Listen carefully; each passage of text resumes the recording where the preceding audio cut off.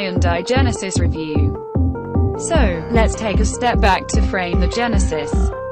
Assume for a moment you've got the best part of 50 grand in your pocket, or, more likely, £600 a month, and that you're looking for an executive car. You have the choice of the traditional executive players: Mercedes-Benz, Audi, Jaguar, BMW, Lexus or Volvo, or perhaps Land Rover or Porsche if you fancy an SUV. You might be odd enough to think about an Infiniti, or heck, for less than £50,000 these days you could even buy a Maserati.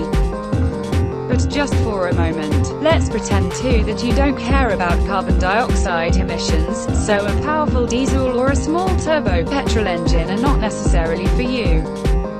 No, owning a saloon with the CO2 figure that's north of a Ferrari California's is just dandy. You could have a Hyundai Genesis. Tough sell doesn't even begin to cover it, does it? Hyundai's executive car is now in its second generation, although third generation, the G90, is earmarked. It'll reach the UK with a steering wheel on the correct side and is priced from £50,000. Hyundai won't say how many it expects to sell. This always means the same thing: not very many. If you want one of these 4,990mm long, 3.8-litre petrol-engined cars in the UK, you will have to visit one of 7 specially selected dealers. If you end up routinely driving a Genesis, we suspect there's a very good chance you'll work at one of them. As it stands, there are only 6 currently offering test drives of the Genesis: Bristol, St Motors, Nottingham. The Genesis is meant to tell you, and everyone within Hyundai, that chassis dynamics matter. The Genesis, like the Santa Fe and Veloster, is designed, the company freely admits, for the Far East and the US markets first, and then adapted for Europe.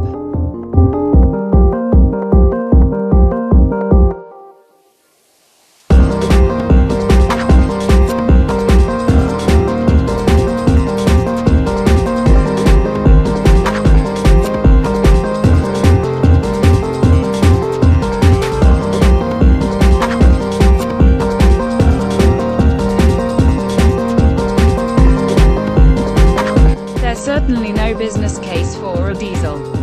It drives through an 8-speed automatic gearbox, which engages smoothly, but on part throttle, it hesitates between upshifts a touch. I liked that. You can hit but don't really feel the engine changing up. It adds a bit of zest. Otherwise, zest is hard to come by. The ride's smooth, there's multi-link suspension front and rear, coil springs, and adaptive dampers with 2 modes of stiffness. Neither is firm. The steering's light at low speed, and weights up artificially at higher speeds, and although at 2.5 turns lock-to-lock it's brisk enough, it's not particularly rewarding.